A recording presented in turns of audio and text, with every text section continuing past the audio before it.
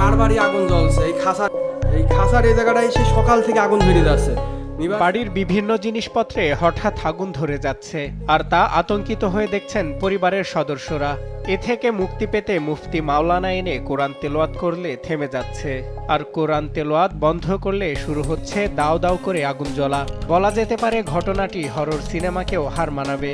আর এই বাড়ি ঘিরে সৃষ্টি হয়েছে কৌতূহলের। চুয়াডাঙ্গার আলমডাঙ্গা থানাপাড়ার এক স্কুল শিক্ষক আক্তারুজ্জামানের বাড়ি ঘিরে রহস্যর জন্ম নিয়েছে।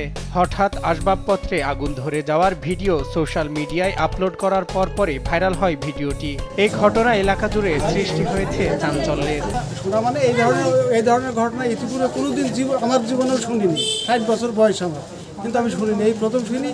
বড় ভাইয়ের সে বিল্ডিং থেকে যে লাইনটা নিয়েছে, আবার ওই লাইনও সে কেটে দিছে, কিন্তু অদৃশ্য, আমরা কেউ দেখিনি। কিন্তু উনি বলছে যে কেটে দিয়েছে বা কাটছেও।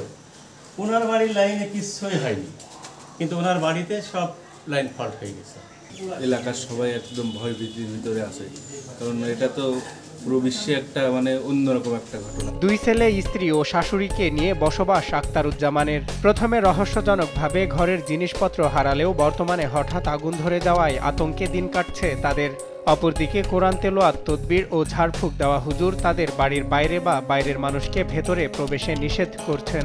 আমরা সাদা মানুষ যাচ্ছি, দেখছি, হঠাৎ করে দেখছি বাড়িতে আগুন লেগে যাচ্ছে। আমরা প্রথম মনে করলাম যে বিদ্যুতের সাহায্য কোনো হতে পারে, কিন্তু না, লেপে বা তোষক এবং প্লাস্টিক জাতীয় গায়ে অটোমেটিক আগুন ধরে যাচ্ছে, পানি দিয়ে নিমানো হচ্ছে। পদ্মায় লাগছে, বিছানায় লাগছে, খাবারে লাগছে, কি সমস্যা আমরা দেখতে পাচ্ছি না, কিন্তু যারা বাসার ভিতরে আছে তারাই দেখছে। বিশ্বের প্রযুক্তি তো অনেক উন্নত, বাংলাদেশের প্রযুক্তি উন্নত, অনেক প্রযুক্তির মধ্যে এসে এই বাড়িতে এরকম আজগবি সব কিছু ঘুরে যাচ্ছে, এবং এর জন্য নাকি ঢাকা থেকে বিভিন্ন অঞ্চল থেকে।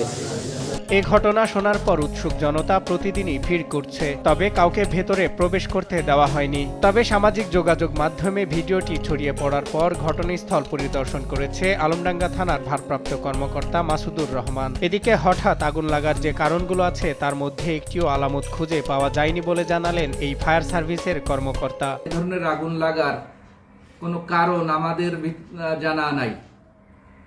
আমাদের আগুন লাগার যে 10টি কারণ আছে, এই 10টি কারণের ভিতরে এগুলো আসে না।